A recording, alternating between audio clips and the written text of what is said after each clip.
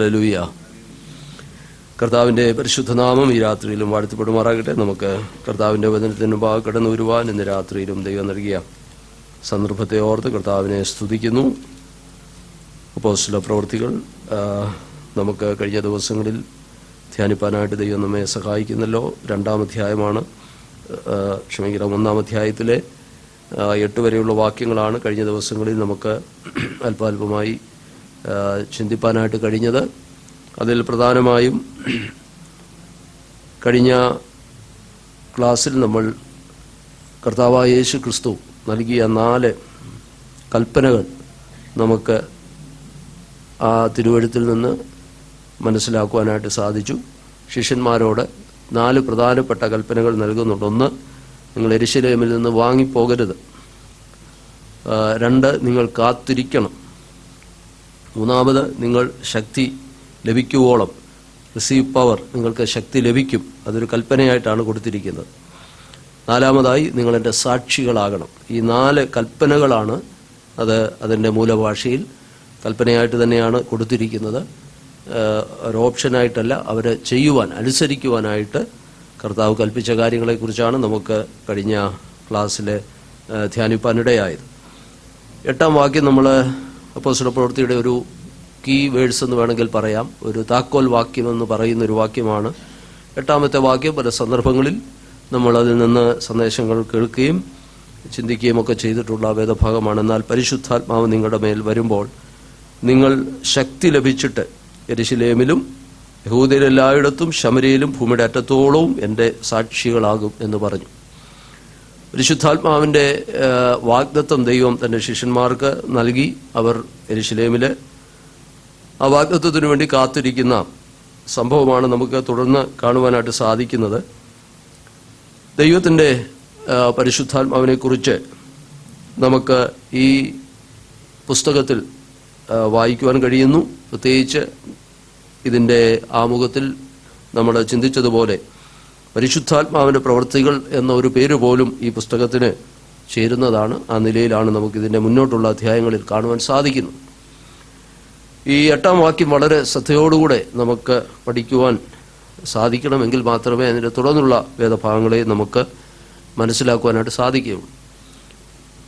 ദൈവം വാഗ്ദത്തം ചെയ്ത, അല്ലെങ്കിൽ കർത്താവ് വാഗ്ദത്തം ചെയ്ത പരിശുദ്ധാത്മാവ് എങ്ങനെയാണ് ജനത്തിന്, അല്ലെങ്കിൽ കാത്തിരുന്ന ജനത്തിൻ്റെ മേൽ അതെങ്ങനെ ഫലവത്തായി വിനിയോഗിക്കാൻ കഴിഞ്ഞു എന്നുള്ളതിനെ സംബന്ധിച്ച് ഈ പുസ്തകം നമുക്ക് അനുഗ്രഹിക്കപ്പെട്ട ഒരു ചരിത്രമാണ് നൽകുന്നത്.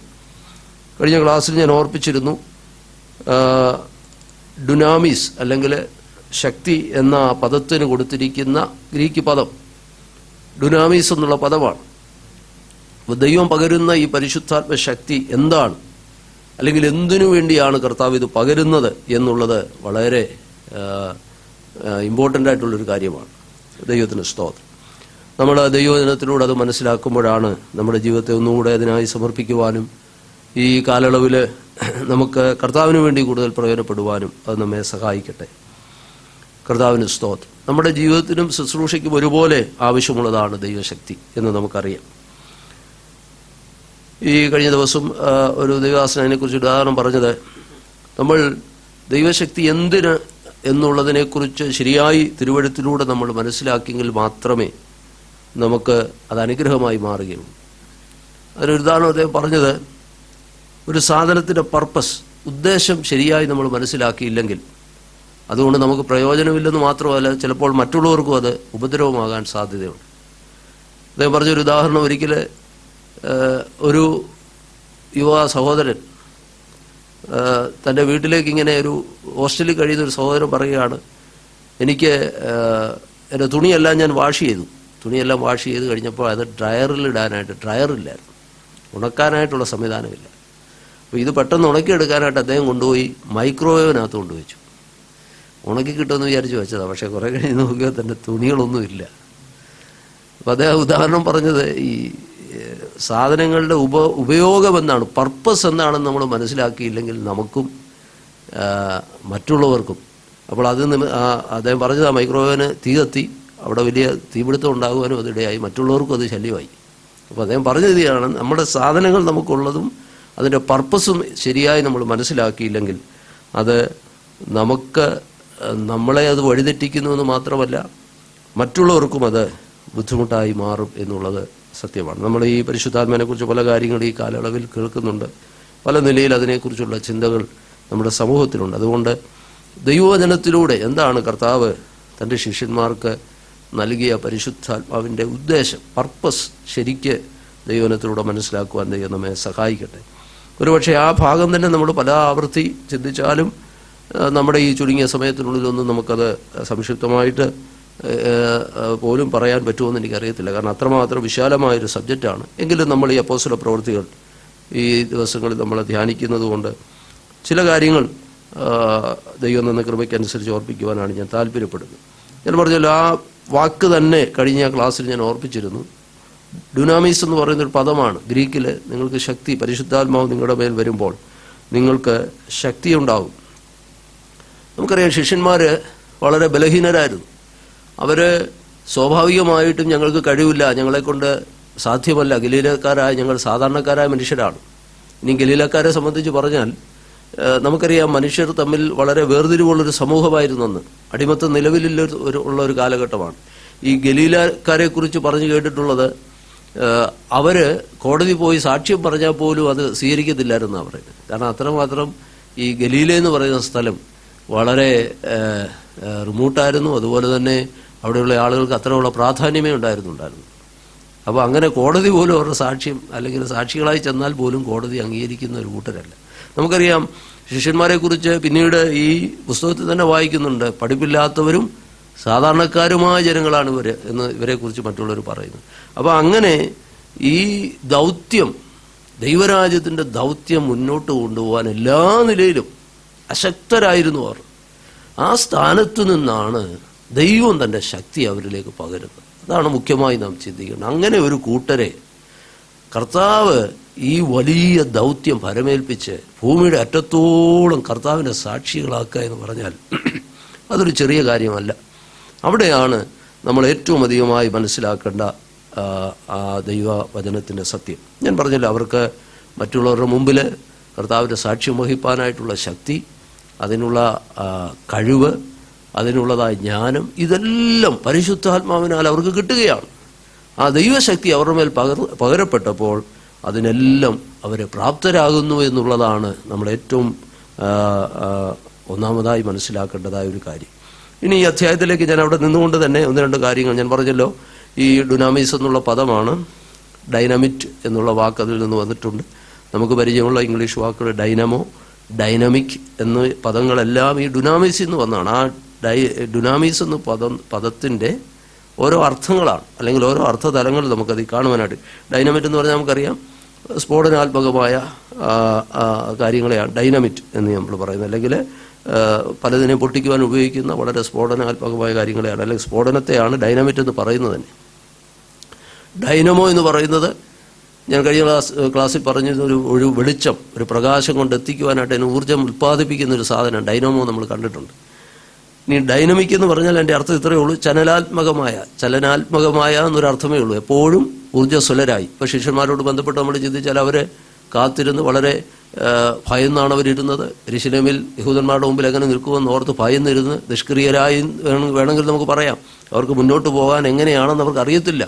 അങ്ങനെ ഇരുന്നവരെ സുവിശേഷ ദൗത്യവുമായി വളരെ സജീവമാക്കി, ചലനാത്മകമായി അവരെ മുമ്പോട്ട് നയിക്കുവാൻ പരിശുദ്ധാത്മാവിന് കഴിഞ്ഞു എന്നുള്ളത് നമുക്കത് മനസ്സിലാക്കുക. അപ്പോൾ ഇങ്ങനെ 2-3 പദങ്ങൾ അതിനോട് ബന്ധപ്പെട്ട് നമുക്ക് ചിന്തിക്കുവാനായിട്ട് സാധിക്കും. ഇനി ഞാൻ പറഞ്ഞല്ലോ, നമ്മൾ ആ ദൈവശക്തിയെക്കുറിച്ച് പറയുമ്പോൾ ഈ അധ്യായങ്ങളിലൂടെയൊക്കെ നമ്മൾക്ക് പോകുമ്പോൾ അതിൻ്റെ വിശദമായ കാര്യങ്ങൾ ഗ്രഹിക്കാൻ കഴിയുമെങ്കിലും 1-2 കാര്യങ്ങൾ ഒരു ആമുഖമായിട്ട് ഞാൻ ഓർപ്പിക്കാം. ഒന്നാമതായി, നമ്മൾ ഈ 1-ാം അധ്യായത്തിൽ ഈ ദൈവശക്തിക്കായി അവരെ ദൈവം പ്രാപ്തരാക്കുമ്പോൾ ഒന്നാമത്തെ അനുഭവം നമ്മൾ കാണുന്നത് പത്രോസിലാണ്.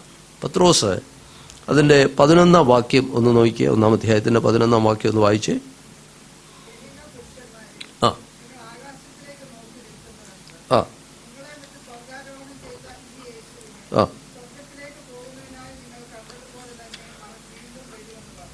സോറി, 2-ാം അധ്യായം കൂടെ നോക്കി. 2-ാം അധ്യായത്തിൻ്റെ 11 നോക്കിയേ. 2-ന്റെ 11 വായിച്ചാട്ടെ.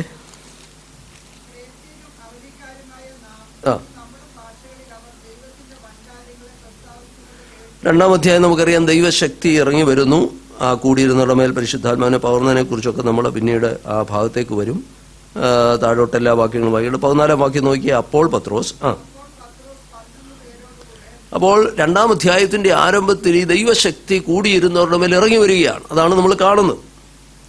അപ്പോൾ അതുണ്ടായി, ശിഷ്യന്മാർ അത് അനുഭവിച്ചതിൻ്റെ ഇമ്മീഡിയറ്റ് ആയിട്ട് നടക്കുന്ന സംഭവമാണ് പത്രോസ് എഴുന്നേറ്റ്. ഇവിടെ പറഞ്ഞിരിക്കുന്നത്, പത്രോസ് 11 പേരോട് കൂടെ നിന്നുകൊണ്ട് ഉറക്കെ അവരോട് പറഞ്ഞത്.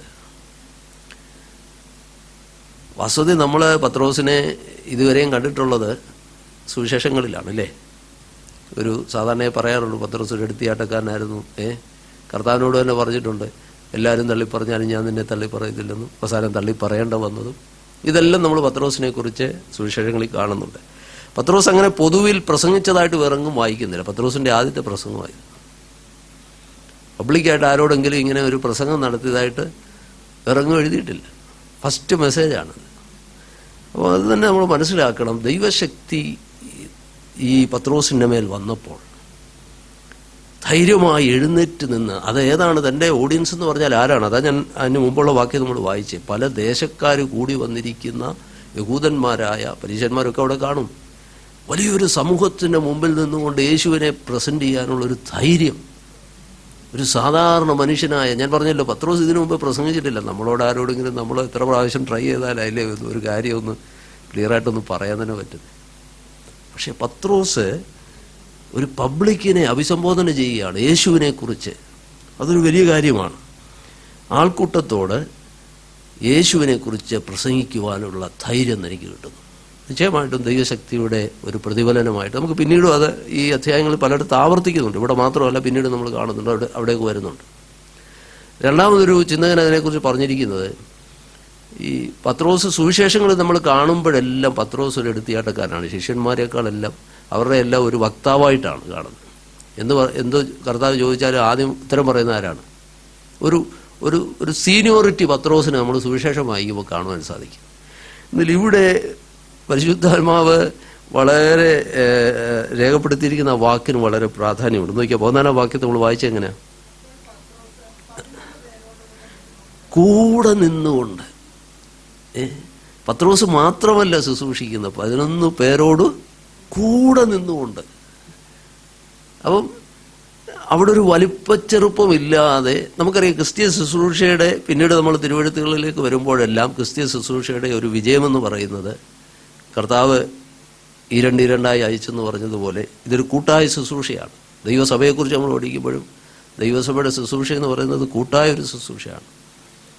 അപ്പോൾ ഇത് ഇവിടെ ആരംഭിക്കുകയാണ്, അല്ലേ? വാസ്തവത്തിൽ 11 പേരോട് കൂടെ നിൽക്കാൻ പത്രോസ് പഠിച്ചു. അപ്പോൾ ഇങ്ങനെയൊക്കെയുള്ള കാര്യങ്ങൾ ഇമ്മീഡിയറ്റായിട്ട് നടക്കുന്നത്. അപ്പോൾ ദൈവശക്തി വരുമ്പോൾ നമ്മൾ ആ അധ്യായങ്ങൾ ശ്രദ്ധിച്ച് വായിച്ചാൽ ഓരോ കാര്യം, ദൈവശക്തി എന്താണ് അവരിൽ മാറ്റമുണ്ടാക്കി, ആ പർപ്പസ് എന്തായിരുന്നു? ഒന്ന് ഞാൻ പറഞ്ഞത്, യേശുവിനെ പബ്ലിക്കായിട്ട് ദൈവത്തിൻ്റെ കർത്താവിൻ്റെ സാക്ഷിയായി നിന്ന് ശക്തിയോടുകൂടെ അത് പ്രസ്താവിക്കാനുള്ള ധൈര്യം പത്രോസിന് ലഭിച്ചു എന്നുള്ളതാണ്. ശിഷ്യന്മാരോട് ഒരുമിച്ച് നിന്ന്, കൂടെ നിന്ന്, വലിപ്പം ഭാവിക്കാതെ അവരോട് ഒരുമിച്ച് നിന്ന് ഈ ശുശ്രൂഷയിൽ പങ്കുവഹിപ്പാൻ നമ്മൾ സുവിശേഷങ്ങളിൽ കാണുന്ന പത്രോസിനെ അല്ല ഇവിടെ കാണുന്നത് എന്ന് നമുക്ക് മനസ്സിലാക്കുവാൻ കഴിയുന്നു. വളരെ വ്യക്തമായിട്ട് നമ്മളത് മനസ്സിലാക്കുക. ഞാൻ ഈ പ്രസംഗത്തെക്കുറിച്ച് പറഞ്ഞപ്പം ശുശ്രൂഷകരായ ഞങ്ങളുടെ ജീവിതത്തിൽ പല അനുഭവങ്ങളും ഞാൻ കേട്ടിട്ടുണ്ട്. ഈ 2 പേരുടെ മുമ്പിൽ നിന്ന് നമുക്കിങ്ങനെ അങ്ങനെ ഒരു കഴിവുണ്ടായത് കൊണ്ടൊന്നുമല്ല. ഞാൻ ഓർക്കുന്നുണ്ട്, നമുക്കങ്ങനെയുള്ള താലന്തുകളോ കഴിവുകളോ ഒന്നും ഉണ്ടായിട്ടില്ല. പക്ഷേ ദൈവം നമ്മളെ വിളിച്ച ആ നിയോഗം നമുക്ക് നൽകുമ്പോൾ ദൈവം നമ്മെ അതിന് പ്രാപ്തരാക്കുന്നതാണ്. എത്രയോ ദൈവദാസന്മാരുടെ അനുഭവം ഞാനും ഓർക്കാറുണ്ട്. ഇപ്പം 3-4 പേരുടെ മുമ്പിൽ നിൽക്കാനുള്ള കഴിവൊന്നും എനിക്ക് ഉണ്ടായിട്ടൊന്നുമല്ല. പക്ഷേ കർത്താവ് നമ്മളെ ആ ശുശ്രൂഷയ്ക്ക് വിളിക്കുമ്പോൾ ദൈവം നമ്മെ അതിനായി ശക്തീകരിക്കുന്നു. ദൈവം നമ്മെ അതിനായി പ്രാപ്തരാക്കുന്നു. പൗലോസിന്റെ വാക്ക് പറഞ്ഞാൽ, എൻ്റെ പ്രാപ്തി ദൈവത്തിൻ്റെ ദാനമാണ്. ദൈവത്തിന് സ്തോത്രം. ഒരുപക്ഷെ സ്വതസിദ്ധമായ ശൈലിയിൽ പ്രസംഗിക്കുന്നവരും അങ്ങനെയുള്ള കഴിവുള്ളവർ, ജന്മനാ ഉള്ളവരൊക്കെ ഉണ്ടായിരിക്കാം. എന്നാൽ കർത്താവിൻ്റെ വേലയിൽ നമ്മൾ അനേക ദൈവഭൃത്യന്മാരുടെ അനുഭവങ്ങൾ ഞാൻ കേട്ടിട്ടുണ്ട്. എൻ്റെ വ്യക്തിപരമായ അനുഭവത്തിൽ ഞാൻ മനസ്സിലാക്കുന്നത്, ദൈവശക്തിയാണ് നമ്മെ ദൈവത്തിൻ്റെ വചനം സംസാരിപ്പാൻ, ദൈവം തരുന്ന അതെ, കർത്താവിനെ ഉയർത്തുവാൻ ദൈവം നമ്മെ അതിനായി ശക്തീകരിക്കുന്നു എന്നുള്ളതൊരു സത്യമായ കാര്യമാണ്. ഇനിയും പ്രസംഗം മാത്രമല്ല, നമ്മൾ ചോദിക്കും ദൈവശക്തി പ്രസംഗിക്കാൻ മാത്രമാണോ? അങ്ങനെയല്ല, നമ്മുടെ താഴോട്ട് വരുന്നുണ്ട്. അപ്പോൾ കർത്താവിനെ സാക്ഷിക്കുക, ഒരു പബ്ലിക്കിൻ്റെ മുമ്പിൽ കർത്താവിനെ സാക്ഷിക്കുക എന്ന് പറഞ്ഞാൽ ചെറിയ കാര്യമല്ല. രണ്ട്, ഇനിയും ഈ ലൂക്കോസ് പ്രസംഗത്തെക്കുറിച്ച് മാത്രമല്ല, നിങ്ങൾക്കറിയാം ഈ 4-ാം അധ്യായത്തിൽ വരുമ്പോൾ ഈ അപ്പോസ്തല പ്രവൃത്തിയിൽ ദൈവമക്കളുടെ ഒരു പ്രാർത്ഥന റെക്കോർഡ് ചെയ്ത് വെച്ചിട്ടുണ്ട്. അത് 4-ാം അധ്യായത്തിൻ്റെ 23-ാം വാക്യം. അതോടെ ഒന്ന് വായിച്ചത്. നമ്മൾ ഈ ഒരു വിഷയമായതുകൊണ്ട് നമ്മൾ അടുത്ത അധ്യായങ്ങളിലോട്ട് കയറി പോകുന്നതേ ഉള്ളൂ. ആ അധ്യായങ്ങളിൽ വരുമ്പോൾ അത് വിശദമായിട്ട് പഠിക്കും. 4:23 നോക്കിയേ. ആ ആ ആ അത് കേട്ടിട്ട് അവർ ഒരുമനപ്പെട്ട് ദൈവത്തോട് നിലവിളിച്ച് പറഞ്ഞ ഒരു പ്രാർത്ഥനയാണ്. അപ്പോൾ ലൂക്കോസ് ഒരു പ്രാർത്ഥന റെക്കോർഡ് ചെയ്തിരിക്കുന്നത് വെറുതെയല്ല. ദൈവശക്തി പ്രാപിച്ച ദൈവമക്കളുടെ പ്രാർത്ഥനയുടെ ഒരു സാമ്പിൾ അവിടെ കൊടുത്തിരിക്കുകയാണ്. അവർ ഒരുമനപ്പെട്ട് ശക്തിയോടെ പ്രാർത്ഥിക്കുകയാണ്, ദൈവത്തോട് നിലവിളിച്ച് പ്രാർത്ഥിച്ചു. ആ പ്രാർത്ഥനയുടെ വാചകങ്ങൾ നമുക്ക് താഴെ കാണാൻ കഴിയുന്നുണ്ട്. അവർ പ്രാർത്ഥന താഴോട്ട് റെക്കോർഡ് ചെയ്ത് വെച്ചിരിക്കുകയാണ്, ഇല്ലേ? ദൈവവചനം ഉദ്ധരിച്ച് അവർ പ്രാർത്ഥിക്കുന്നു. താഴോട്ട് നോക്കിയേ, അതെല്ലാം പ്രാർത്ഥനാ വാചകങ്ങളാണ്. 29, 30-ാം വാക്യം വരെ ലൂക്കോസ് പ്രാർത്ഥന റെക്കോർഡ് ചെയ്ത് വെച്ചിരിക്കുക, ദൈവമക്കളുടെ പ്രാർത്ഥന റെക്കോർഡ് ചെയ്ത് വെച്ചിരിക്കുക. ഇത് വെറുതെയല്ല. അപ്പം പത്രോസിൻ്റെ പ്രസംഗം നമ്മൾ കണ്ടു. ആദിമ സഭയുടെ പ്രാർത്ഥന, അല്ലെങ്കിൽ വിശുദ്ധന്മാരുടെ പ്രാർത്ഥന, ദൈവശക്തി പ്രാപിച്ച ദൈവമക്കളുടെ പ്രാർത്ഥന. ആ പ്രാർത്ഥനയുടെ ഒരു നേച്ചർ എന്തായിരുന്നു? അതിൻ്റെ 31-ാം വാക്യം വായിച്ചേ. ആ ആ നോക്കുക, ആ പ്രാർത്ഥനയുടെ ഒരു അനന്തര ഫലം നമ്മൾ ആ അധ്യായത്തിലേക്ക് വരുമ്പോൾ അതിനെക്കുറിച്ച് കൂടുതലായിട്ട് ഞാൻ ഓർപ്പിക്കാമെങ്കിലും ഒന്ന് ഓർത്തു നോക്കുക. പ്രാർത്ഥന മാറി. നമ്മുടെ ജീവിതത്തിലാണെങ്കിലും നമുക്കറിയാം, നമ്മൾ നാമധേയ കൂട്ടങ്ങളിലോ അല്ലെങ്കിൽ നമ്മളായിരുന്ന സാഹചര്യങ്ങളിലൊക്കെ ഒരുപക്ഷെ പല രൂപത്തിലും ഭാവത്തിലും ഒക്കെ പ്രാർത്ഥിച്ചവരാണ്, നമ്മൾ ദൈവത്തെ വിളിച്ചവരാണ്. പക്ഷേ നമുക്കറിയാം, ഇന്ന് നമ്മൾ പ്രാർത്ഥിക്കുന്നതും അന്ന് പ്രാർത്ഥിക്കുന്നതും എന്ത് വ്യത്യാസമുണ്ട്. നമ്മുടെ പ്രാർത്ഥനാ സമയം മാറിയിട്ടുണ്ട്, നമ്മുടെ പ്രാർത്ഥനാ രീതികൾ മാറിയിട്ടുണ്ട്, നിശ്ചയമായിട്ടും. അപ്പോൾ ദൈവശക്തി പ്രാർത്ഥന ജീവിതത്തെ മാറ്റുന്നു എന്നുള്ളതിന് യാതൊരു സംശയമില്ല. ലൂക്കോസ് നിശ്ചയമായിട്ടും പരിശുദ്ധാത്മാവിനാൽ അത് രേഖപ്പെടുത്തിയതാണ്. പ്രാർത്ഥന, ദൈവസഭയുടെ പ്രാർത്ഥന. അവർ കൂട്ടാളികളോട്, ആ കൂട്ടാളികൾ എന്നുള്ള പദത്തിന് കൊടുത്തിരിക്കുന്നത് ദേർ ഓൺ എന്നുള്ളൊരു പദമാണ്. ഇംഗ്ലീഷിൽ ദേർ ഓൺ എന്ന് പറഞ്ഞാൽ, കൂട്ടാളികൾ എന്ന് പറഞ്ഞാൽ ആരാണ്? അന്യരല്ല, ഇല്ലേ? കൂട്ടാളികൾ. അത് വിശ്വാസികളെ പരസ്പരം ബന്ധിപ്പിച്ച് പറഞ്ഞിരിക്കുന്നൊരു വേർഡാണ്, കൂട്ടാളികളുടെ അടുക്കൽ ചെന്ന്. അപ്പോൾ വാസ്തവത്തിൽ പ്രാർത്ഥന കൂട്ടാളികളാണ്. അതിന് ഇംഗ്ലീഷിൽ കൊടുത്തിരിക്കുന്നത് ദേർ ഓൺ, അവരുടെ തന്നെ ആളുകളുടെ അടുത്തേക്കെന്നാണ്. നോക്കിയേ, അപ്പോൾ ആ ഒരു സ്നേഹം എന്തെങ്കിലും, ആ പ്രാർത്ഥനയിൽ ഒരുമനപ്പെടുന്നത്, പരസ്പരം വിഷയങ്ങൾ പങ്കുവെക്കുന്നത്.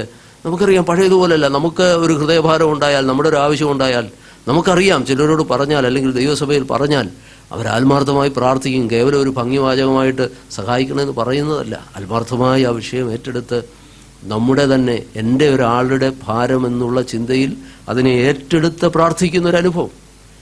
ഇതൊക്കെ ഞാൻ പറഞ്ഞല്ലോ, ദൈവമക്കളെ, നിസ്സാരമായി നമുക്ക് ലഭിച്ചതല്ല.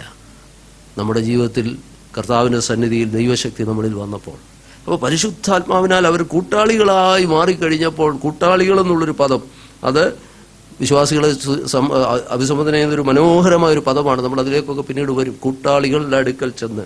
അപ്പോൾ ആ കൂട്ടാളികളെന്ന് കൊടുത്തിരിക്കുന്നത് ദേറോൺ, അവരുടെ തന്നെ ആളുകളുടെ ഒറ്റ ഏക മനസ്സോട് ഒരുമനപ്പെട്ടുള്ള പ്രാർത്ഥനയെക്കുറിച്ചാണ് നമുക്ക്. അപ്പോൾ ദൈവശക്തിയുടെ മറ്റൊരു കാര്യം, അപ്പം ദൈവവചനം പ്രസംഗിക്കുന്നതിനെക്കുറിച്ച് നമ്മൾ കണ്ടു.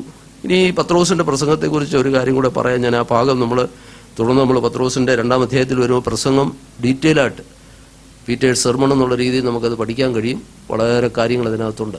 അതിനെക്കുറിച്ച് പറഞ്ഞിരിക്കുന്നത് 1500-ലധികം PhD പ്രബന്ധങ്ങൾ ഈ പത്രോസിൻ്റെ പ്രസംഗത്തെക്കുറിച്ച് എഴുതപ്പെട്ടിട്ടുണ്ടെന്നാണ് പറയുന്നത്. അത്രയും പ്രബന്ധങ്ങളൊന്നും എഴുതിയ പ്രസംഗങ്ങളില്ല. അത്രമാത്രം ഡീപ്പായിരുന്നു ഈ പത്രോസിൻ്റെ പ്രസംഗം.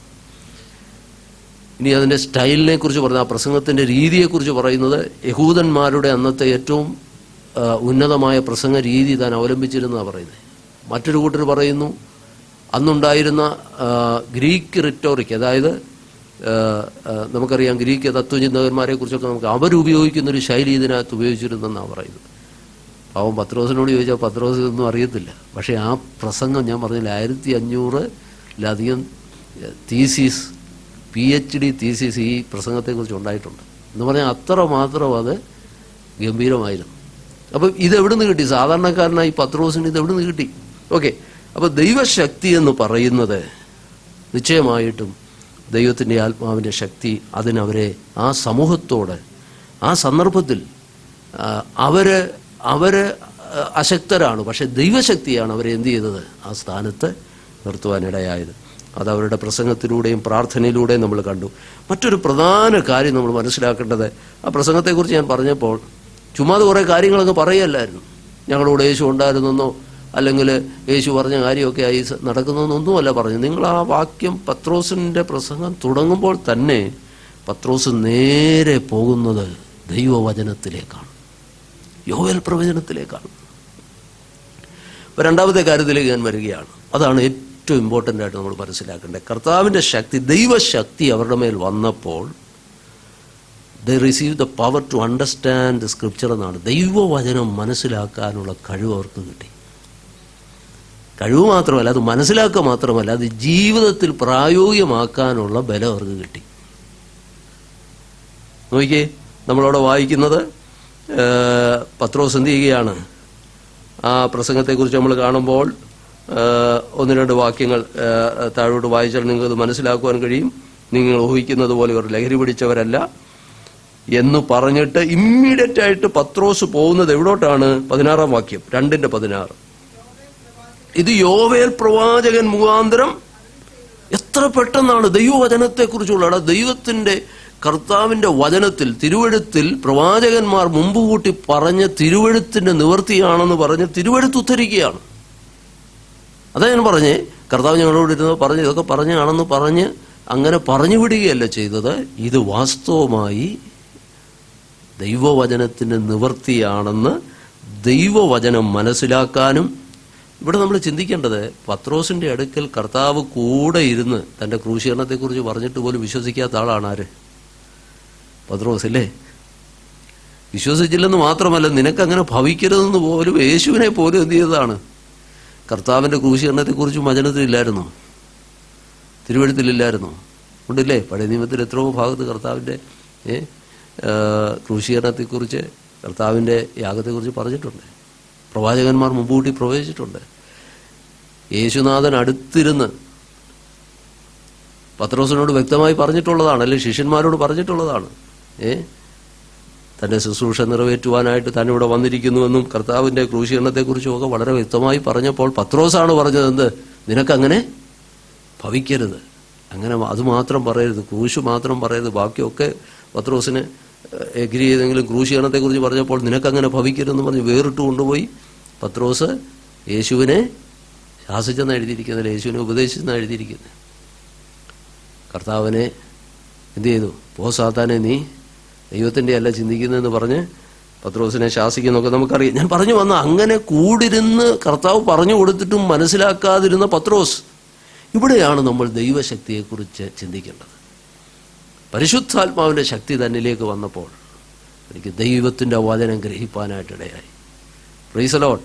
ദൈവത്തിൻ്റെ വചനം ഗ്രഹിക്കുക മാത്രമല്ല, അത് ജീവിതത്തിൽ പ്രായോഗികമാക്കാൻ. നമുക്കറിയുന്ന ഒത്തിരി പേര് വചനം അറിയുന്ന ഒത്തിരി ആളുകളുണ്ട്. നമുക്കറിയാം, നമ്മുടെ സമൂഹത്തിൽ ബൈബിൾ വായിക്കുന്ന ഒത്തിരി സാമൂഹിക പ്രവർത്തകരുണ്ട്. ഇതര മതസ്ഥരുമൊക്കെ ഗ്രന്ഥങ്ങൾ വായിക്കുന്നവരാണ്, അല്ലെങ്കിൽ ആധ്യാത്മിക ഗ്രന്ഥങ്ങൾ ഇഷ്ടപ്പെടുന്ന ധാരാളം ആളുകൾ നമ്മുടെ സമൂഹത്തിൽ നല്ല മനുഷ്യരുണ്ട്. പക്ഷെ അത് ജീവിതത്തിലെല്ലാം പ്രായോഗികമാക്കണമെന്നില്ല. എന്നാൽ നമ്മൾ വിശ്വസിക്കുന്നു, നമ്മൾ വായിക്കുന്ന തിരുവെഴുത്തുകൾ നമ്മുടെ ജീവിതത്തിൽ പ്രായോഗികമാക്കാൻ നമ്മെ സഹായിക്കുന്നത് പരിശുദ്ധാത്മാവിൻ്റെ ശക്തിയാണ്. അതുകൊണ്ടാണ് നമ്മൾ ദൈവസന്നിധിയിൽ ഇരുന്ന് അതിനായി നമ്മെ സമർപ്പിക്കുകയും ദൈവസന്നിധിയിൽ ഒരുക്കപ്പെടുകയും ചെയ്യുന്നത്. നിശ്ചയമായിട്ടും ഇവിടെ നമ്മൾ കാണുന്ന അവരതുകൊണ്ട് കാത്തിരുന്നു, അവരുടെ ജീവിതത്തിൽ അത് പ്രാപിപ്പാൻ കഴിഞ്ഞു. അത് തുടർന്നുള്ള അധ്യായങ്ങളിലും നമുക്കത് കാണുവാൻ കഴിയുന്നുണ്ട്. പരിശുദ്ധാത്മാവിൻ്റെ ശക്തി അവരുടെ മേൽ വന്നപ്പോൾ തിരുവെഴുത്തുകളെ വേണ്ട നിലയിൽ മനസ്സിലാക്കുകയും അത് അവരുടെ ജീവിതത്തിൽ പ്രായോഗികമാക്കുവാനും അവരെ അത് സഹായിച്ചു. ഓരോ അധ്യായങ്ങളിലേക്ക് നമ്മൾ വരുമ്പോൾ അപ്പോൾ രണ്ട് കാര്യങ്ങൾ ഞാൻ പറഞ്ഞു. ഇനി മൂന്നാമത്തെ പോയിന്റ് എന്ന് പറയുന്നത്, ഞാൻ പറഞ്ഞല്ലോ, യേശുവിൻ്റെ നാമത്തിൽ നിലകൊള്ളുവാൻ. നമുക്കറിയാം, വലിയ പ്രതിസന്ധികൾ നിറഞ്ഞൊരു കാലഘട്ടം, അല്ലെങ്കിൽ ആ യഹൂദന്മാരുടെ ഇടയിൽ കർത്താവിൻ്റെ സാക്ഷികളാകുക എന്ന് പറഞ്ഞാൽ അടുത്ത 3-4 അധ്യായങ്ങളിലേക്ക് നമ്മൾ വരുമ്പോൾ അവർക്ക് അവരുടെ മുമ്പിൽ നിൽക്കുവാൻ സ്വാഭാവികമായിട്ട് കഴിയത്തില്ല. കാരണം യഹൂദന്മാർ അവർക്കെതിരാണ്. ശക്തരായ അതേ അധികാരികൾ അവർക്കെതിരാണ്. നമ്മൾ 3-ാം അധ്യായത്തിൽ വായിക്കുന്നത് നോക്കുക. പത്രോസ് മനുഷ്യനെ സൗഖ്യമാക്കുന്ന പ്രാർത്ഥനാ സമയത്ത് ദൈവാലയത്തിൽ ചെല്ലുമ്പോൾ അമ്മയുടെ ഗർഭം മുതൽ മുടന്തനായ ഒരാളെ കൊടുക്കുന്ന സൗഖ്യമാണ് 3-ാം അധ്യായത്തിൽ എഴുതിയിരിക്കുന്നത്. അവിടെ നമ്മൾ വായിക്കുന്നത് പത്രോസ് പറഞ്ഞു, 6-ാം വാക്യം ഒന്ന് വായിച്ചേ, 3-ന്റെ 6-ാം വാക്യം.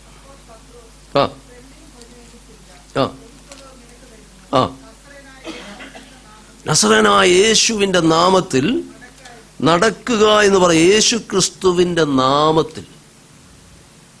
അവിടെ ഒരു സൗഖ്യത്തെക്കുറിച്ചാണ് എഴുതിയിരിക്കുന്നതെങ്കിൽ 4-ാം അധ്യായത്തിൽ വരുമ്പോൾ അതിന് നമുക്ക് കാണുവാൻ കഴിയുന്ന 4-ാം അധ്യായത്തിൽ അതിനെ തുടർന്നുള്ള അവനെ സൗഖ്യം വരുത്തിയതിനെ സംബന്ധിച്ചുള്ള വലിയ തർക്കങ്ങൾ ഉണ്ടാകുന്നു.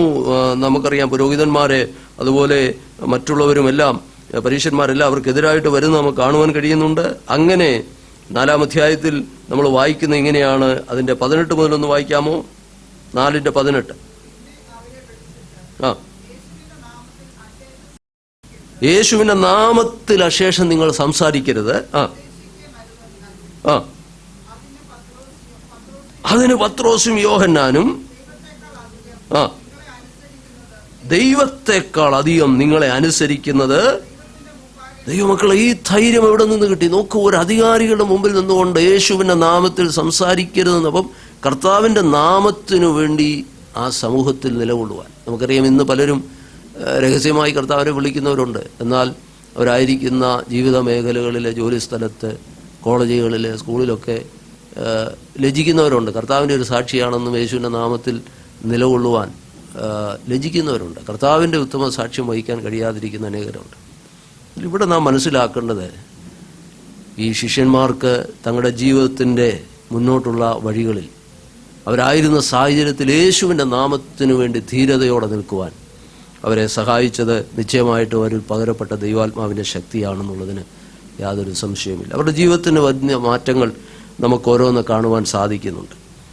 അപ്പോൾ 2-3 കാര്യങ്ങൾ ഞാൻ പറഞ്ഞു യേശുവിൻ്റെ നാമത്തിൽ. അതെല്ലാം നമ്മൾ ആ അധ്യായങ്ങളിലേക്ക് വരുമ്പോൾ അതിൻ്റെ വിശദമായ കാര്യങ്ങളിലേക്ക് ഞാൻ കടന്നു വരാം എന്ന് ചിന്തിക്കുന്നു. 4-മതായിട്ട് നമ്മൾ മനസ്സിലാക്കണം 4-5 കാര്യങ്ങൾ പൊതുവായിട്ട് നമുക്ക് ഇന്ന് രാത്രിയിൽ ആ ഡുനാമിസ് അല്ലെങ്കിൽ ആ ദൈവശക്തി എന്തിന്, പർപ്പസ് എന്താണെന്നുള്ളതിനെ സംബന്ധിച്ച് ചില കാര്യങ്ങൾ ഈ അധ്യായങ്ങളിലൂടെ ഒന്ന് ഓടിപ്പോവുകയാണ്. 5-ാം അധ്യായത്തിലും 8-ാം അധ്യായത്തിലും നമുക്ക് അപ്പോസ്തല പ്രവൃത്തികളിൽ വായിക്കുവാൻ കഴിയുന്നത് ദൈവസഭയ്ക്ക് നേരിട്ട ഒരു പ്രതിസന്ധിയെക്കുറിച്ചാണ് 5-ലും 8-ലും നമ്മൾ വായിക്കുന്നത്. സഭ വളരെ ആത്മീയമായി മുമ്പോട്ട് പോകുന്ന സമയത്താണ് 5-ാം അധ്യായത്തിൽ ദൈവസഭയെ കളങ്കപ്പെടുത്തുവാനായിട്ട് വന്ന ഒരു സാഹചര്യം നമ്മൾ 5-ാം അധ്യായത്തിൽ വായിക്കുന്നുണ്ട്. അനന്യാസ്, സഫീറ എന്ന ആ വ്യക്തികളിലൂടെ. എന്നാൽ നമുക്കറിയാം, എല്ലാ കാലത്തുമുണ്ട് ഇങ്ങനെ ഉള്ള സംഭവങ്ങൾ. എല്ലാ കാലത്തും അത് നമുക്ക് കാണുവാനായിട്ട് സാധിക്കും. ദൈവസഭയുടെ ഈ അനന്യാസ്, സഫീറ സംഭവത്തെക്കുറിച്ച് പറയുന്നത് അധികാരികളെ ഉപയോഗിച്ച് ദൈവസഭയെ തകർത്ത് കളയാമെന്ന് പിശാച് ചിന്തിച്ച ഒരു സമയമുണ്ടായിരുന്നു. അല്ലെങ്കിൽ റോമൻ ഗവൺമെന്റിനെ കൊണ്ട് പീഡകളിലൂടെ സഭയെ കടത്തിവിട്ട ഒരു സമയം. എന്നാൽ അവിടെ അവർ വിജയിക്കുന്നില്ല എന്ന് കണ്ടപ്പോൾ 4-ാം അധ്യായത്തിൽ നമ്മളതാ കണ്ടത്. അധികാരികളെല്ലാം എഴുന്നേറ്റ് വരുന്നു. എന്നാൽ അതിൻ്റെ എല്ലാം നടുവിൽ ദൈവം ഇറങ്ങി വന്നവരെ വിടുവിക്കുകയാണ്. അതൊന്നും അവരെ തളർത്തിയില്ല. അവർ ഒരുമനപ്പെട്ട് കൂടുതൽ ശക്തിപ്പെട്ട് പ്രാർത്ഥനയിൽ മുന്നേറുന്നവരായി, കർത്താവിനെ സാക്ഷ്യം വഹിക്കുന്നവരായി മുന്നേറി. അത് നമുക്ക് കാണുവാൻ സാധിക്കുന്നുണ്ട്. എന്നാൽ ഈ 5-ാം അധ്യായത്തിൽ വരുമ്പോൾ നമുക്ക് കാണുവാൻ കഴിയുന്നു ദൈവസഭയ്ക്കുള്ളിലേക്ക് അശുദ്ധി കടത്തിവിടുക. അപ്പോൾ അവർ ഒരുമനപ്പെട്ട് ഐകമത്യപ്പെട്ട് മുന്നോട്ട് പോയ സ്ഥാനത്ത് നോക്കിയേ, 3-ാം വാക്യം നമ്മൾ വായിക്കുമ്പോൾ എന്താണ് അവിടെ സംഭവിച്ചത്? 5-ാം അധ്യായത്തിന്റെ 3-ാം വാക്യം. പരിശുദ്ധാത്മാവിനോട് വ്യാജം കാണിപ്പാനും. നോക്കുക, അവിടുത്തെ സംഭവങ്ങളൊക്കെ നമുക്കറിയാം. അപ്പം ആ പദങ്ങൾ മാത്രം, സാത്താൻ ഹൃദയത്തെ കൈവശമാക്കുക. അപ്പോൾ ചിലരെ സാത്താൻ ചിലരുടെ ഹൃദയങ്ങളെ കൈവശപ്പെടുത്തി ദൈവസന്നിധിയിലുള്ള അവരുടെ ഐക്യതയിൽ നിന്ന്, സ്നേഹത്തിൽ നിന്ന്, വിശുദ്ധിയിൽ നിന്ന് അവരെ അകറ്റി ദൈവസഭയെ മലിനപ്പെടുത്തുവാനുള്ളൊരു പരിശ്രമം ഇവിടെ നമുക്ക് കാണുവാൻ സാധിക്കുന്നുണ്ട്. നമുക്ക് ആ അധ്യായങ്ങളിൽ അത് വിശദമായി കാണുവാൻ കഴിയുന്നുണ്ട്. എന്നാൽ എങ്ങനെയാണ് ദൈവസഭ ഇതിനെ നേരിട്ടത്? പരിശുദ്ധാത്മശക്തി പ്രാപിച്ച ദൈവസഭ, ദൈവശക്തിയാൽ നിറഞ്ഞ ദൈവജനം അങ്ങനെ എങ്ങനെ നേരിട്ടു? നമുക്കതിൻ്റെ അടുത്ത് ഇത് പത്രോസ് അവരോട് ചോദിക്കുന്ന ചോദ്യമാണ്. അപ്പോൾ പത്രോസ് അനന്യാസെ പരിശുദ്ധാത്മാവിനോട് വ്യാജം കാണിക്കും. അപ്പം ശരിക്കും ആ ചതുവെന്താണെന്ന് മനസ്സിലാക്കാനുള്ള നമ്മുടെ ഭാഷയിൽ പറഞ്ഞാൽ അതിനെ വിവേചിച്ചറിയാനുള്ള കഴിവ് പത്രോസിനുണ്ടായി, അല്ലെങ്കിൽ ദൈവശക്തി പ്രാപിച്ച ദൈവജനത്തിനുണ്ടായി. ഇത് നാം വളരെ ശ്രദ്ധിക്കേണ്ട ഒരു കാര്യമാണ്. ഇത് 5-ാം അധ്യായത്തിൽ മാത്രമല്ല, 7-ാം അധ്യായത്തിലെ സംഭവം നമുക്കറിയാം. 8-ാം അധ്യായത്തിലെ സംഭവം നമുക്കറിയാം. അവിടെ നമ്മൾ കാണുന്നത് അതിൻ്റെ 17-ാം വാക്യം, 8:17. ആ,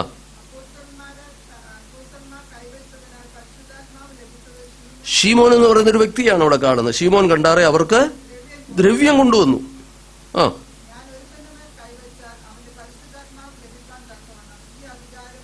ഈ അധികാരം എനിക്ക് തരണമെന്ന് ഒരാൾ വന്ന് പറയുകയാണ്. അടുത്ത വാക്യം, പത്രോസ് അവനോട് ദൈവത്തിന്റെ ദാനം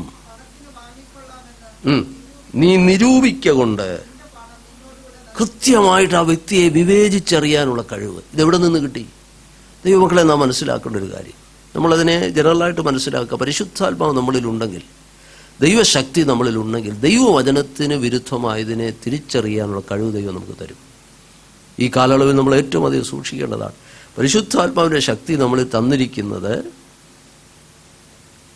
ദ എബിലിറ്റി ടു ഡിസേൺ, വിവേചിച്ചറിയുവാനുള്ള കൃപ. അത് ഈ കാലഘട്ടത്തിൽ വളരെ ആവശ്യമാണ്, ഞാൻ പറയാതെ അറിയാമല്ലോ. ഇവിടെ ഈ 5-8 അധ്യായങ്ങൾ നമ്മൾ ശ്രദ്ധാപൂർവം വായിച്ചാൽ ദൈവശക്തി അവരുടെ മേൽ വന്നു കഴിഞ്ഞപ്പോൾ അവർക്ക് ദൈവഹിതമല്ലാത്തതും ദൈവവചനത്തിന് വിരുദ്ധം. ഈ 8-ാം അധ്യായത്തിലെ സംഭവം നമുക്കറിയാം. ശിമോൻ എന്ന് പറയുന്ന ആള് ആ ശമരിയയിലെ വിശ്വാസികളിൽ ആദ്യ സമയത്ത് തന്നെ തൻ്റെ തെറ്റായ വഴികളെല്ലാം വിട്ടുതിരിഞ്ഞ് രക്ഷിക്കപ്പെട്ട ആളാണ്. അദ്ദേഹം ദൈവസഭയിൽ വന്നു, സ്നാനമേറ്റു എന്ന് എഴുതിയിട്ടുണ്ട്. നോക്കി അതിൻ്റെ 12-ാം വാക്യത്തിൽ സ്നാനപ്പെട്ട ആളാണ്. എന്നാൽ ദൈവരാജ്യത്തെയും യേശുക്രിസ്തുവിൻ്റെ നാമത്തെയും കുറിച്ചുള്ള സുവിശേഷം അറിയിക്കുന്ന ഫിലിപ്പോസിനെ അവർ വിശ്വസിച്ചപ്പോൾ പുരുഷന്മാരും സ്ത്രീകളും സ്നാനമേറ്റു. അടുത്ത വാക്യം, ശീമോൻ താനും വിശ്വസിച്ച്, ബൈബിൾ എഴുതിയിരിക്കുന്ന, അവൻ വിശ്വസിച്ച് സ്നാനമേറ്റ് ഫിലിപ്പോസിനോട് ചേർന്ന് നിന്നെന്ന് പറഞ്ഞാൽ അടുത്തു വന്ന് നിന്നെന്നല്ല അതിൻ്റെ അർത്ഥം. ചേർന്ന് നിന്നെന്ന് പറഞ്ഞാൽ അതിൻ്റെ ഗ്രീക്ക് വാക്കിൻ്റെ അർത്ഥം സുവിശേഷ വേലയെ പങ്കാളിയായിരുന്നു. അപ്പോൾ ശീമോന് തോന്നിയത് നല്ല കാര്യമല്ലേ? നോക്കണേ, അപ്പം രക്ഷിക്കപ്പെട്ട ആള്, സ്നാനപ്പെട്ട ആളാണ്. എന്ത് ചെയ്തു? ഫിലിപ്പോസിനോട് ചേർന്ന് സുവിശേഷ വേലയിലും പങ്കുചേരാൻ തുടങ്ങി. പക്ഷെ ആ മനുഷ്യനെയാണ് പത്രോസ് കുറെ കഴിയുമ്പോൾ വിവേചിക്കുന്നത്. ഞാൻ പറഞ്ഞു വന്നത്, നമ്മുടെ ആത്മീയ കോളത്തിൽ നാം വളരെ ശ്രദ്ധിക്കേണ്ട ഒരു കാലഘട്ടമാണ്. പരിശുദ്ധാത്മാവിൽ കാര്യങ്ങളെ വിവേചിച്ചറിയുവാൻ ദൈവം നമ്മെ സഹായിക്കട്ടെ. തിരുവചനത്തിൽ വളരെ ശക്തമായ 5-ാം അധ്യായത്തിലെ കാര്യം നമുക്കറിയാം. അത് ദൈവസഭയ്ക്കുള്ളിൽ നടക്കുന്ന കാര്യമാണ്. ആത്മീയ കോളത്തിൽ നമ്മൾ ചതിക്കപ്പെടുവാനിടയാകരുത്. വചനം അങ്ങനെയാണ് പറയുന്നത്, നിങ്ങൾ ചതിക്കപ്പെടരുത്. ദൈവസന്നിധിയിൽ നാം വളരെ സൂക്ഷ്മതയോടെ മുന്നോട്ട് പോകുവാൻ ഈ ദൈവവചന പഠനം നമ്മെ സഹായിക്കട്ടെ. അപ്പോൾ പരിശുദ്ധാത്മാവ് ശരിയായതിനെ വിവേചിച്ചറിയുവാൻ, നമ്മളെ യോഹന്നാന്റെ സുവിശേഷത്തിലേക്ക് വരുമ്പോൾ പരിശുദ്ധാത്മാവിനെക്കുറിച്ച് കർത്താവ് പഠിപ്പിക്കലിലൂടെ ചേർന്നാണ് വാസ്തവത്തിൽ ഈ പരിശുദ്ധാത്മാവിനെക്കുറിച്ച് പഠിക്കും. ഇവിടെ കർത്താവ് പറഞ്ഞു, പരിശുദ്ധാത്മാവ് നിങ്ങളുടെ മേൽ വരുമ്പോൾ പാപത്തെക്കുറിച്ചും നീതിയെക്കുറിച്ചും ന്യായവിധിയെക്കുറിച്ചും. പാപത്തെക്കുറിച്ച് പറയുക എന്ന് പറഞ്ഞാൽ എൻ്റെ അർത്ഥം, നമ്മൾ ജീവിക്കുന്ന ഈ ലോകത്തിൽ തെറ്റേതാണ് ശരി ഏതാണെന്ന് തിരിച്ചറിയാൻ നമ്മെ സഹായിക്കുന്നു. ഈ ഇവിടുത്തെ ആധുനിക തലമുറകൾ പലപ്പോഴും പറയുന്നൊരു കാര്യം, കാലഘട്ടത്തിനനുസരിച്ച് പലതും മാറുന്നുണ്ട്, നമുക്കറിയാം മാറ്റങ്ങൾ ഉണ്ടാകുന്നുണ്ട്. എന്നാൽ നമുക്കറിയാം ദൈവവചനത്തിന് മാറ്റമില്ല. ദൈവം നല്ലതെന്നും തീയതെന്നും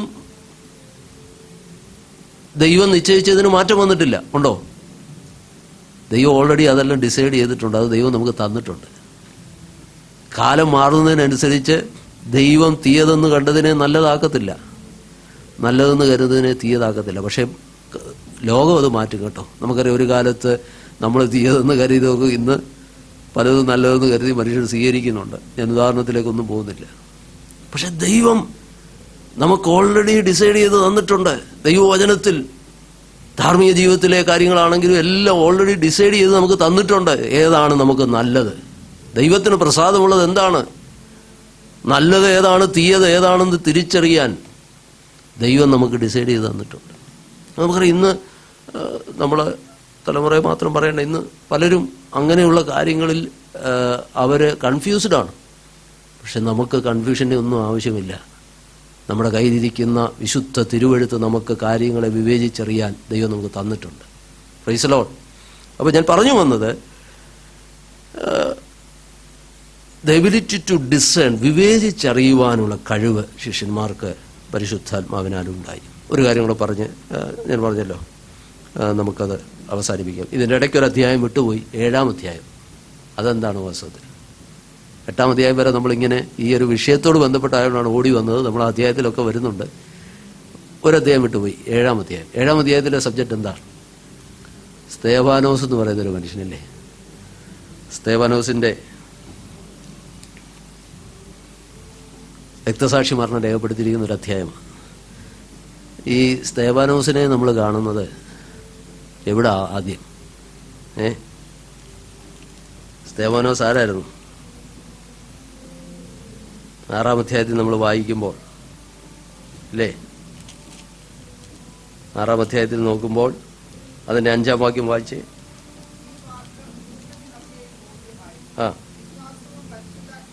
പരിശുദ്ധാത്മാവ് നിറഞ്ഞ സ്തേവാനോസ്. മതി, നമുക്കറിയാം. അവരെ എല്ലാം എന്തിന് തെരഞ്ഞെടുത്തെന്നാണ് എഴുതിയിരിക്കുന്നേ? എന്തിന് തിരഞ്ഞെടുത്തെന്ന് അവിടെ എഴുതിയിരിക്കുന്നേ? മേശകളിൽ ശുശ്രൂഷിക്കാൻ. നോക്കിക്കേ, എന്ന് പറഞ്ഞാൽ നമ്മുടെ വാക്കി പറഞ്ഞ അവരെ ഈവൻ സഭാകളിൽ പോലും അവരെ കാണാൻ ബുദ്ധിമുട്ടാണ്. ഇപ്പം നമുക്കിവിടെ ഇങ്ങനൊരു ഹോളുണ്ട്. സാധാരണ ഈ യൂറോപ്യൻ രാജ്യങ്ങളിലും മറ്റു രാജ്യങ്ങളിലൊക്കെ എന്ന് പറഞ്ഞാൽ അവർക്കൊരു കമ്മ്യൂണിയൻ ഹോളും കൂടെ ഉണ്ട്. അതായത് നമ്മുടെ ഈ പ്രാർത്ഥന കഴിഞ്ഞ് പോയി ഒന്ന് കൂടാനായിട്ടുള്ള ഒരു ഭക്ഷണശാലയോ എല്ലാം കൂടെ ക്രമീകരിച്ചാണ് വിദേശ രാജ്യങ്ങളിലൊക്കെ പള്ളികളുണ്ടാക്കുന്നത്. പള്ളിയിൽ വരുന്നവർ ആദ്യം അവിടെ വന്ന് ചിലപ്പോൾ ഒരു ചായ ഒക്കെ കുടിച്ചൊരു റിഫ്രഷ്മെൻ്റ് ഒക്കെ കഴിഞ്ഞിട്ടേ ഇങ്ങോട്ട് കയറും. അങ്ങനെ ഒരു ക്രമീകരണം അവിടെ ഉണ്ട്. അപ്പോൾ ചുരുക്കി പറഞ്ഞാൽ ഈ സ്തേവാനോസിനെ ആരാധന കഴിഞ്ഞ് നമ്മുടെ ഭാഷ പറഞ്ഞാൽ കുറച്ച് കഴിഞ്ഞ് സ്തേവാനോസിനെ ഹോളി കാണത്തുള്ളൂ. കാരണം അദ്ദേഹത്തിൻ്റെ ശുശ്രൂഷ എവിടാ? മേശമേൽ ശുശ്രൂഷിക്കുക. അവിടെ വരുന്നവരൊക്കെ ചായയൊക്കെ ഒഴിച്ചു കൊടുക്കാനും ഒക്കെയാണ്. പക്ഷെ അദ്ദേഹത്തിനെ കുറിച്ച് ബൈബിളിൽ എഴുതിയേക്കുന്നത് അദ്ദേഹം പരിശുദ്ധാത്മാവ് നിറഞ്ഞ വ്യക്തിയായിരുന്നു. പരിശുദ്ധാത്മാവ് നിറഞ്ഞ വ്യക്തിയായിരുന്നു. അങ്ങനെയുള്ളൊരു സ്തേവാനോസ് ഈ 7-ാം അധ്യായത്തിൽ നമ്മൾ കാണുന്നത്. ആ സ്തേവാനോസാണ് പ്രസംഗിക്കാൻ എഴുന്നേറ്റിരിക്കുന്നത് ഇല്ലേ? ആ സ്തേവാനോസാണ് നമ്മൾ 7-ാം അധ്യായത്തിലെ ദൈവവചനം പ്രസംഗിക്കാതിരിക്കുന്നത്. അപ്പം അതാണ് ഞാൻ പറഞ്ഞത്, ദൈവശക്തി നമ്മുടെ മേൽ വരുമ്പോൾ ഒന്നാമത് നമ്മൾ മനസ്സിലാക്കേണ്ടത് നമ്മെ ദൈവം അതിന് പ്രാപ്തരാക്കുന്നു. പോകട്ടെ, ഞാൻ അതല്ല മെയിനായിട്ടും സ്തേവാനോസിൻ്റെ പ്രസംഗം നമുക്കറിയാം. ഒരു പ്രാവശ്യമേ സ്തേവാനോസ് പ്രസംഗിച്ചുള്ളൂ. സ്തേവാനോസിൻ്റെ പ്രസംഗവും ഒരു വലിയ പഠനമാണ്. എന്നാൽ അതിൻ്റെ ഒടുവിൽ നമ്മൾ വായിക്കുന്നത് എന്താണ്? അതിൻ്റെ 54 മുതൽ 7-ാം അധ്യായത്തിൻ്റെ 54 മുതൽ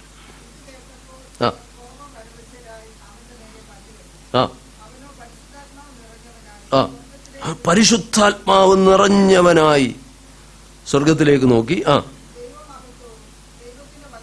ദൈവമഹത്വവും ദൈവത്തിൻ്റെ വലത്തുഭാഗത്ത് യേശു നിൽക്കുന്നത് കണ്ടു. നോക്കിയ ദൈവമക്കളെ, കല്ല് ഓരോന്നോരോന്ന് തൻ്റെ മേൽ ഇങ്ങനെ വന്ന് വീഴുകയാണ്. അതിൻ്റെ 57, 58 വാക്കിൽ അവനെ നഗരത്തിൽ നിന്ന് തള്ളി പുറത്താക്കി കല്ലെറിഞ്ഞു. ഓരോ കല്ലും തൻ്റെ ദേഹത്ത് വന്ന് വീഴുമ്പോൾ സ്തേവാനോസ് ദൈവമഹത്വം ദർശിച്ചു. ഇന്ന് നമുക്കങ്ങനെ അക്ഷരീയമായ കല്ലൊന്നും നമ്മുടെ ദേഹത്ത് വീഴുന്നില്ല. അതിൻ്റെ ആത്മീയ അർത്ഥം കൂടെ നമ്മൾ മനസ്സിലാക്കുക.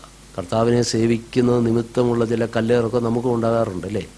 പരിഹാസമുണ്ട്, നിന്ദയുണ്ട്, നിന്ദയാകുന്ന കല്ലുണ്ട്, പരിഹാസമാകുന്ന കല്ലുണ്ട്. അത് കൂട്ടുകാരിൽ നിന്നുണ്ടാകാം, ജോലിസ്ഥലത്തുണ്ടാകാം. യേശുവിനെ സേവിക്കുന്നതുകൊണ്ട് കർത്താവിൻ്റെ നാമത്തിനു വേണ്ടി ദൈവകൽപ്പന അനുസരിച്ച് നിൽക്കുമ്പോൾ അങ്ങനെയുള്ള കല്ലേറ് പല രൂപത്തിലുണ്ടാകാം. പക്ഷേ ഈ കല്ലേറ് കൊണ്ടപ്പോൾ പരിശുദ്ധാത്മാ നിറവ് പ്രാപിച്ച സ്തേവാനോസ് ദൈവമഹത്വം കണ്ടെന്നാണ്. Praise the Lord. നമ്മുടെ ജീവിതത്തിൽ ഇതായിരിക്കണം, പരിശുദ്ധാത്മ നിറവ്. ഏതെല്ലാം നിലയിലുള്ള എതിർപ്പുകൾ നമ്മുടെ ജീവിതത്തിലുണ്ടായാലും ദൈവമഹത്വം ദർശിക്കാൻ അത് നമ്മെ സഹായിക്കും. ധാരാളം ഉദാഹരണങ്ങൾ ഈ പുസ്തകത്തിൽ നമുക്ക് കാണുവാൻ കഴിയും. ഞാൻ എൻ്റെ വാക്കുകളൊക്കെ സ്വീകരിക്കട്ടെ. 4-5 കൂട്ടം കാര്യങ്ങൾ. ദൈവശക്തിയുടെ പർപ്പസ് നമ്മളതിൽ വിശദമായിട്ടൊക്കെ വരും. എങ്കിലും ഇന്ന് രാത്രി 5 കാര്യങ്ങൾ ഞാൻ ഓർപ്പിച്ചു. 1, പത്രോസിൻ്റെ ജീവിതത്തിൽ വന്ന മാറ്റം ഇത്ര ശക്തമായി ദൈവവചനത്തിൻ്റെ ആഴങ്ങളെ ഗ്രഹിക്കാനും അത് അപ്ലൈ ചെയ്യാനും, ഗ്രഹിക്കുക മാത്രമല്ല ജീവിതത്തിൽ പ്രായോഗികമാക്കാനും തന്നെ പ്രാപ്തനാക്കി. ആൾക്കൂട്ടത്തിൻ്റെ മുമ്പിൽ കർത്താവിൻ്റെ നാമത്തിനു വേണ്ടി നിൽക്കുവാൻ, ശിഷ്യന്മാരോട് ചേർന്ന് നിന്ന് ശുശ്രൂഷ ചെയ്യുവാൻ തന്നെ പ്രാപ്തനാക്കിയത് ദൈവത്തിൻ്റെ ആത്മാവാണ്. രണ്ടാമത് ഞാൻ പറഞ്ഞു, ദൈവവചനത്തിൻ്റെ കാര്യം ഓർപ്പിച്ചു. മൂന്നാമത്തെ കാര്യം, 3-ാം അധ്യായത്തിലും 4-ാം അധ്യായത്തിലും അധികാരിയുടെ ഒക്കെ മുമ്പിൽ യേശുവിൻ്റെ നാമത്തിൽ നിലകൊള്ളുവാൻ. വെള്ളിയും പൊന്നും ഞങ്ങൾക്കില്ല, നസറേനായ യേശുവിൻ്റെ നാമത്തിൽ.